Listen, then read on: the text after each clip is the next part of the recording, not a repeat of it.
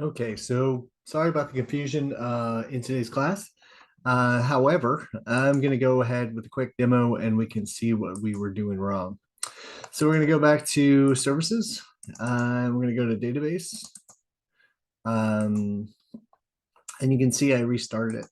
The same thing we did earlier. I'm not even going to do anything different. I'm actually going to go back to the 1016.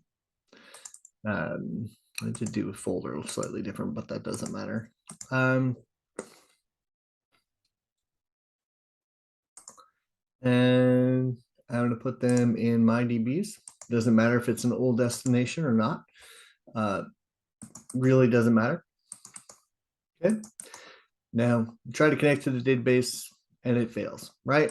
Same thing we encountered in class. Part of that is, I think we can delete it. I don't know. It's gonna really, no, it lets me delete the database. That's weird. Let's go ahead and create a database. It didn't work earlier, so I'm surprised it's letting me delete the database. Yep, figured. All right. So something weird's happening, but anyway, so you go here to drivers and you're looking for the Java network. You go to customize it. You can see Derby client and derby.jar there. We're going to just add one more. We're going to add, going to go into here and go to lib. Come on. There we go. And we need Derby tools. Click OK. Click OK. And then magically it connects. Or not in this case.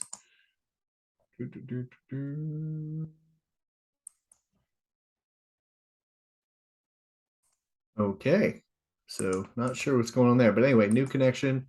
We want to use where's the Java network? It just disappeared on me.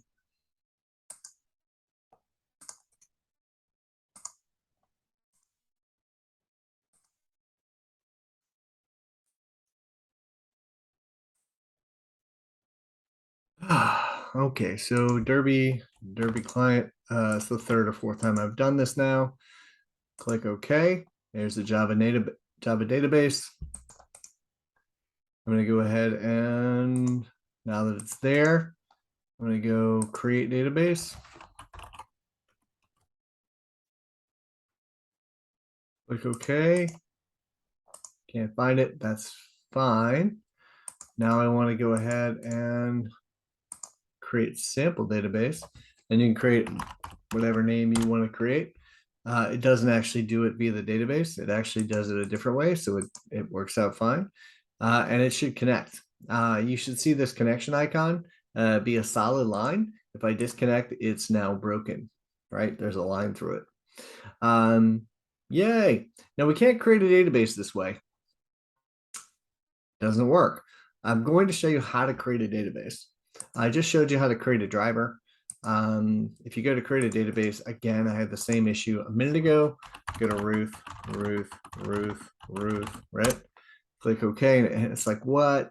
So you click on databases, and then you right click and go new connection. You want to connect via Java DB network. Click OK. The host is always going to be localhost. It means your computer.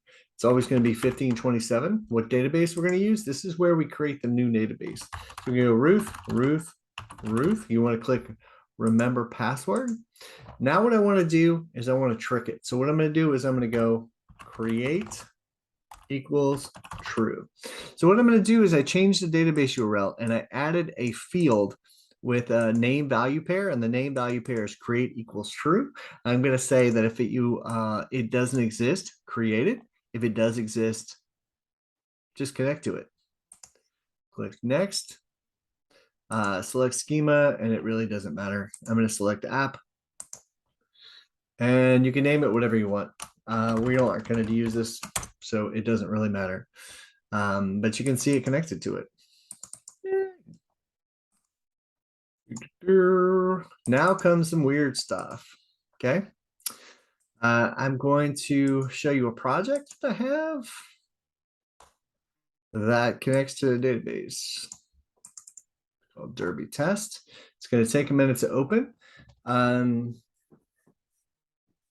But we'll be able to get in a good place just having this available to us when we start class on Wednesday. So it's very important that you're able to run the data test, and I'll show you how to verify that it's working, as well as how to look around. One thing I just note is I just created a database, right? That's what this did. It created a database.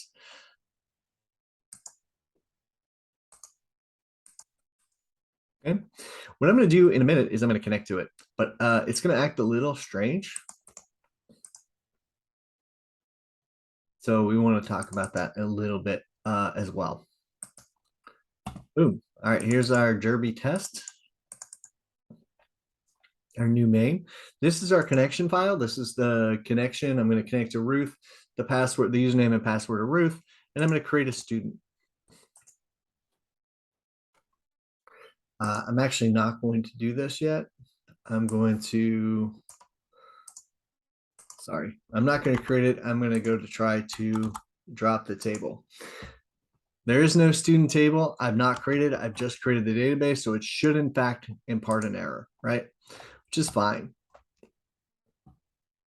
Click run. And sure enough, schema Ruth does not exist, right? And you go to schema Ruth. It's trying to connect to Ruth, not app, right? So what if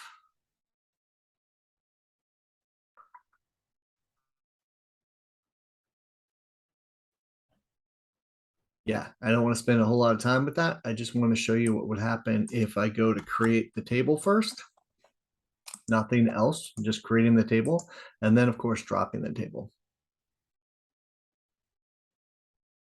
I get build success. It created the table and dropped the table. It put in the wrong schema, right? It put in the wrong schema.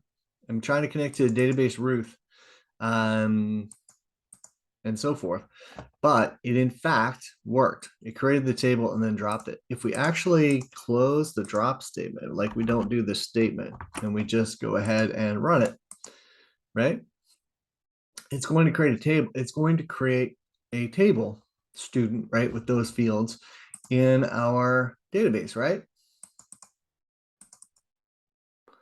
Right, there's not an app, and there's nothing in tables. And you're like, wait, what's going on? Oops. I wanted to refresh, I believe. Try to remember how to refresh it.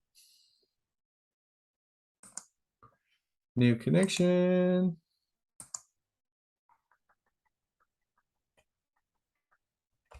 Localhost 1527. Oh, 1527. And oops. Ruth. Remember passwords, fine. Click next. It's fine if you create Ruth. Finish. And you see it has a root schema. It's not app, right? Yes. Means it didn't create a schema, but now that table is there and we can actually look at it. Booyah! Right? It does seem like a bunch of extra steps. I get it. But guess what? Unfortunately, some of this stuff didn't work the way it should work.